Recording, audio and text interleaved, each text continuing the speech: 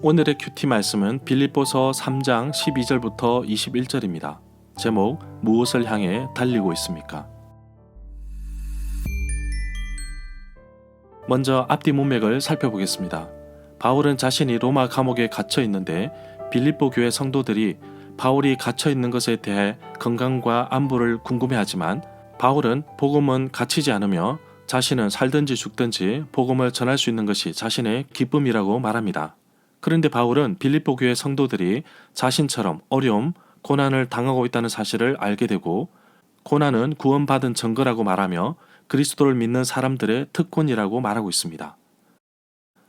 감옥에 갇혀 있는 동안 자신을 도왔던 디모데와 에바브로디도에 대해서 말하고 있는데 이 두 사람을 빌립보 교회에 보내어 서로의 소식을 듣고자 하고 있습니다. 특별히 병에 걸렸던 에바브로디도는 병이 회복되어 조기 귀환하는데 사명을 다 이루지 못하고 돌아가는 에바브로디도를 잘 맞이해 달라고 합니다. 바울은 빌립보 교회 침투해 있는 거짓 교사들을 향해 강력한 단어를 써가며 경고하고 있습니다. 교회 공동체를 흔들고 있는 거짓 교사들을 예수 그리스도를 믿으려면 먼저 할례를 받아 유대인이 되어야 한다고 주장합니다. 바울은 그런 주장을 하는 사람이야말로 개라고 합니다. 유대인들은 이방인들을 개로 취급하는데 바울은 도리어 잘못된 가르침을 하는 자들을 향하여 개라는 단어를 썼습니다. 빌립보서는 바울의 인생에 있어서 거의 마지막 부분에 썼습니다. 바울은 천국의 시민권을 가진 사람으로서 멸망으로 이어지는 사람들의 삶을 부러워하지 말고 마지막 날에 다시 오실 예수님을 기다리라고 합니다. 분명 달려가는 방향이 있을 텐데 목적지에서 받을 상을 기억하며 조금씩 구원을 이뤄가길 소망하고 있습니다. 문단을 나눠보겠습니다. 12절부터 14절은 목적지에서 내가 받을 상, 15절부터 16절은 영적으로 성숙한 사람이 되기를 바라는 바울, 17절부터 21절은 자신을 본받으라고 말하는 바울, 12절에 보면 사도 바울은 지금 그 시점에서 자신은 이룬 것이 아니라고 말합니다. 그런 이유는 자신에게는 목표, 붙잡으려고 달려가는 목표가 있기 때문입니다. 13절에 보면 그가 세운 목표로 달려가기 위해 사도 바울은 형제들에게 자신은 가진 것을 자기 것으로 생각하지 않고 오직 앞에 있는 것을 향하여 잡고자 달린다고 합니다.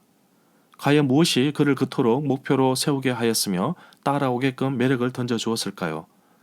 저는 복음이라고 생각합니다. 바울은 자신을 붙잡고자 하는 그 목표, 바로 복음을 위하여서는 자신의 화려한 과거의 모습도 오물로 여길 정도였습니다. 14절에 보면 사도 바울은 표대라는 단어를 사용하였습니다. 표대는 움직이지 않는 정지된 곳으로 도착점, 결성점의 기준이 되는 곳입니다. 우리에게는 정말 흔들리지 않는 표대, 기준점이 있으신가요? 우리의 기준점은 바로 하나님의 말씀인 성경입니다. 또한 우리를 결성점에서 기다리고 계신 예수 그리스도이십니다. 고린도전서 9장 24절에 보면 운동장에서 다름질하는 사람의 예를 들고 있습니다. 모두가 다 달리지만 상을 받는 사람은 정해져 있습니다. 결성점을 통과하기 위해 지켜야 할 것도 많고 버려야 할 것도 많습니다. 썩지 아니할 승리자의 면류관을 쓰기 위해 자신을 쳐서 복종시키고 다름질하는 바울의 모습 속에서 그리스도인들이 얼마나 절제하고 목표를 향해 달려가야 하는지를 잘 설명하고 있습니다. 그 목표점에 이미 도달하였다고 말하는 사람도 있습니다. 그러나 사실은 그리스도께서 나를 그 은혜 안에서 붙잡으신 것입니다.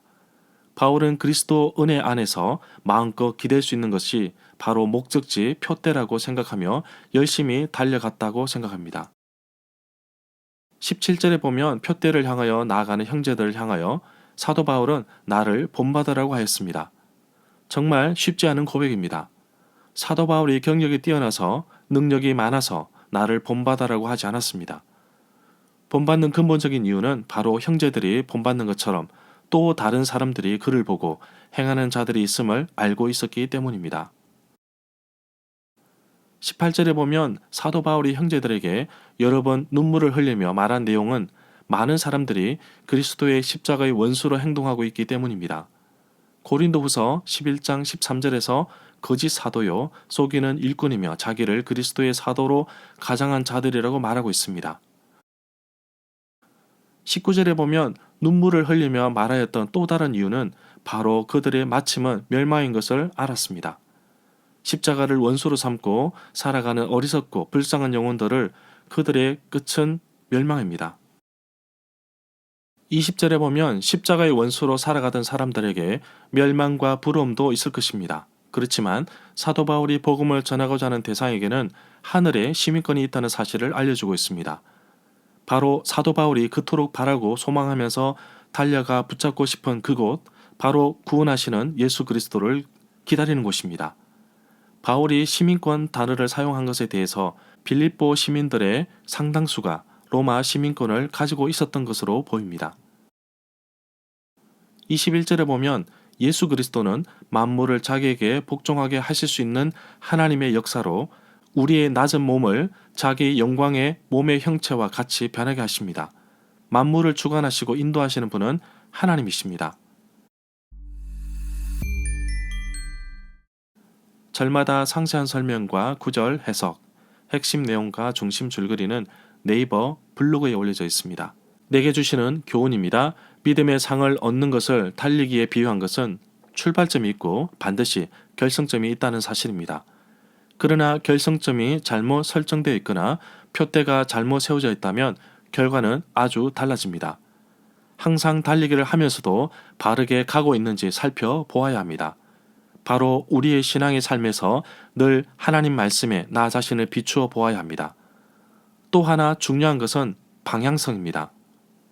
출발은 동일하게 할지 몰라도 표대가 선 방향이 다르다면 달리는 의미가 없습니다.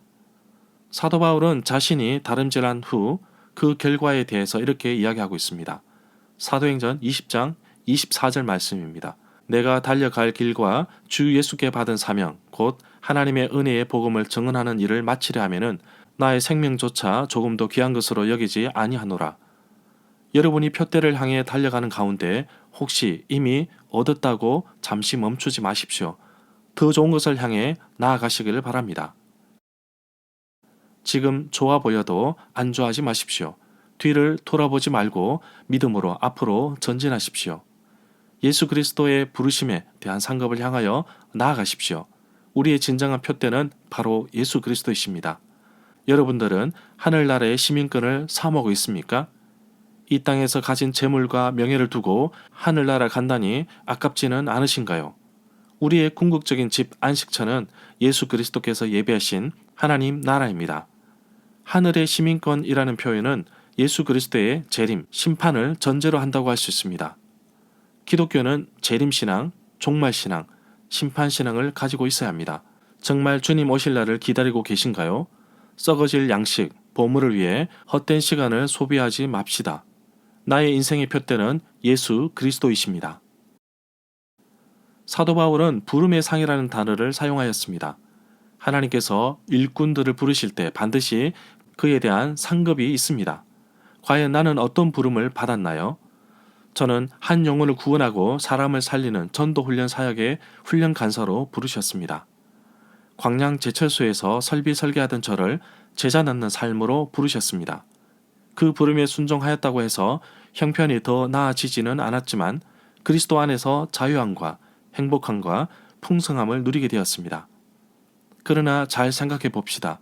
우리가 주의 일을 한다고 해서 상급이 있을 수도 있지만 상급을 위해서 일하면 안 됩니다. 이미 우리에게는 가장 큰 상급을 주셨습니다. 어떻게 보면 천국 가서 받을 상급보다 더 큰 상급, 바로 구원입니다. 이미 하나님은 우리가 감당하기조차 어려운 구원이라는 큰 상급을 우리에게 주셨습니다. 얼마나 감사합니까? 이 기쁨의 감사로 평생 살아도 한이 없겠습니다.